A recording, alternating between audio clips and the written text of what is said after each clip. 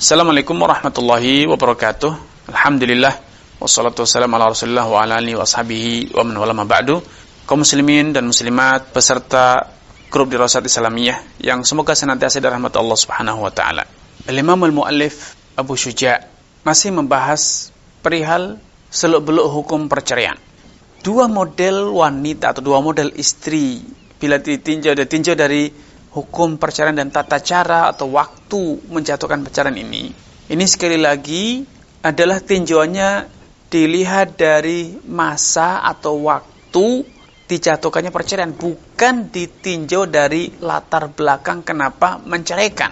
Kalau latar belakang menceraikannya itu didasari oleh satu alasan yang jahat, tentu haram hukumnya, walaupun istri dalam kondisi monopos, tidak sedang haid, tidak lagi haid bahkan, atau istri dalam kondisi hamil, atau dia masih kecil. Kalau latar belakang perceraiannya itu motivasinya adalah untuk menzalimi, balas dendam, menyakiti, maka tentu la dharara wa la dhirar, hukumnya haram.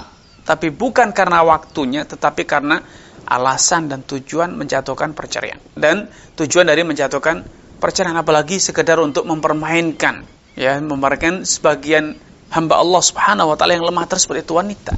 Allah telah memberikan warning, wala tattakhidhu ayatillahi huzwa. Lelaki atau suami yang mempermainkan ayat-ayat Allah, agama Allah, hukum-hukum Allah, dia ceraikan istrinya ketika masa iddahnya sudah mendekati masa berakhir, diterujuk lagi, kemudian dibiarkan lagi, tidak digauli dengan baik, tidak terjadi muasyarah, hubungan yang baik, selang berapa lama diceraikan lagi, dan demikian seterusnya. Tujuannya adalah sekedar untuk menyakiti.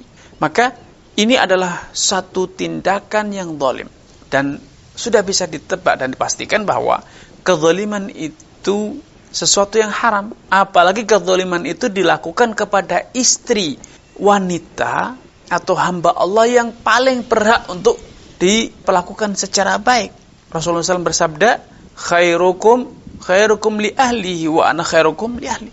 Orang yang paling mulia dari kalian adalah orang yang paling baik dalam memperlakukan istrinya, dan aku adalah orang yang paling baik dalam memperlakukan keluargaku. Nah, kalau ternyata yang terjadi hubungan pernikahan bukannya menjadikan lelaki itu bertanggung jawab, memiliki etikat baik untuk memuliakan, menghormati, menunaikan tanggung jawabnya, hak-hak istri, tapi ternyata justru pernikahan dijadikan sarana media untuk menyakiti, menzalimi, menindas, maka tentu ini adalah bentuk kezaliman sampai Allah ancam. Allah katakan bahwa orang yang bermain-main dengan perceraian, menjadikan perceraian sebagai sarana untuk menyakiti, mengintimidasi, menekan istri, itu dianggap sebagai ittikhadhu ayatillahi huzwa, menjadikan ayat-ayat Allah, menjadikan hukum-hukum Allah sebagai permainan, sarana untuk berbuat zalim, sarana untuk berbuat yang haram.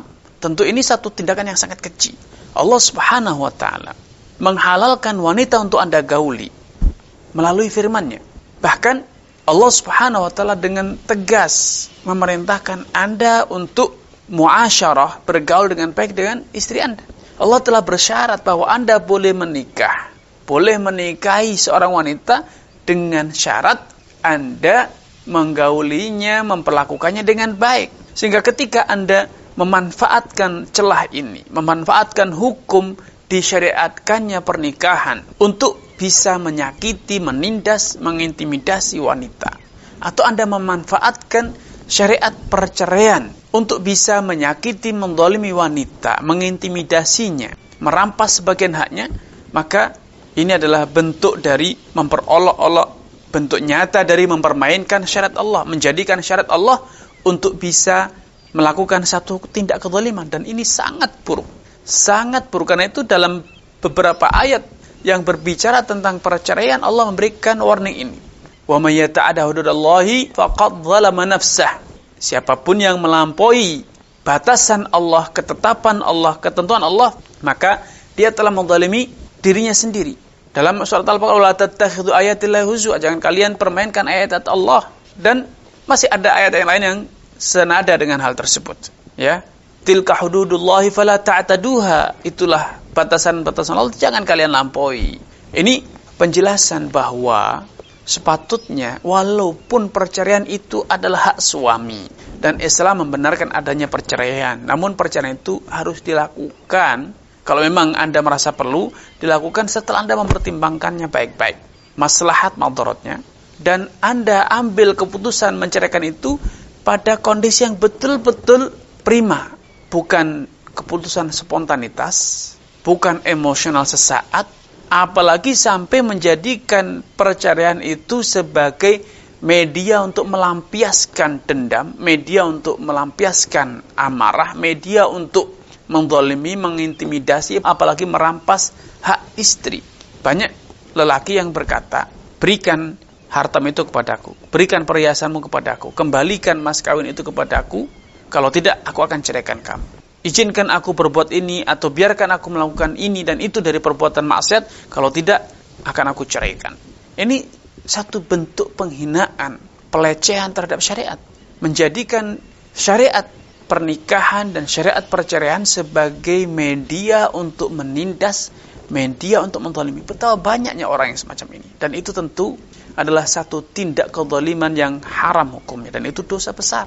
Allah telah menganggapnya sebagai ittikhadhu ayatillahi huzwa, memperolok-olok ayat-ayat Allah Subhanahu wa ta'ala. Karena itu lelaki-lelaki yang menjadikan perceraian sebagai media mengintimidasi, media menindas, media memakan harta istrinya dengan yang zalim, media untuk tidak menunaikan hak istri, menafkahi istri, ini adalah lelaki yang betul-betul hina dina. Seharusnya dia menyayangi, justru malah menzalimi. Seharusnya dia menafkahi, justru merampas hak istri. Seharusnya dia yang melindungi, justru dialah yang menjadi ancaman bagi istri.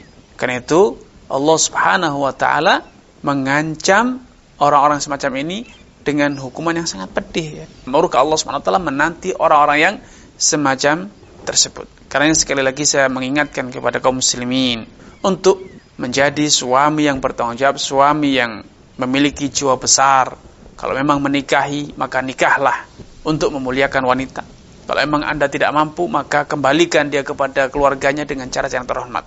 Keluarganya menikahkan wanita itu kepada Anda dengan Anda, bukan karena mereka lelah menafkahinya, lelah mendidiknya, bosan berkumpul dengannya, tapi sebaliknya, mereka menitipkan putrinya, keluarganya kepada Anda karena mereka berhusnudzon kepada Anda, bahwa Anda adalah lelaki yang layak dihormati, layak dimuliakan. Namun kalau faktanya sebalik dari itu, maka tentu Anda adalah lelaki yang hina dina. Karena itu jangan permainkan wanita, jangan engkau sangiti wanita. Kalau memang Anda tidak mampu menunaikan hanya, kalau Anda merasa wanita tersebut tidak sesuai dengan harapan Anda, ceraikan dia dengan cara-cara yang baik.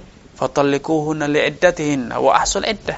Ceraikan dia pada masanya yang benar dan tunggulah masa iddah itu sampai berlalu. Dan pada beberapa ayat Allah juga tegaskan, fa'amsikuna bima'rufin aw sarrihuna bima'ruf. Pertahankan istrimu dengan cara-cara yang baik atau biarkan dia berlalu keluar dari masa iddahnya pun dengan cara-cara yang baik. Jangan sampai ada saling menghina, mengintimidasi, menzalimi, merampas hak dan lain sebagainya. Karena tentu kezaliman itu seperti kata Nabi, dzulumatun yaumal qiyamah. Kezaliman kepada orang lain, apalagi kepada istri, kepada wanita yang pernah melayani Anda, berbakti kepada Anda, itu akan menjadi kegelapan kelak di hari kiamat.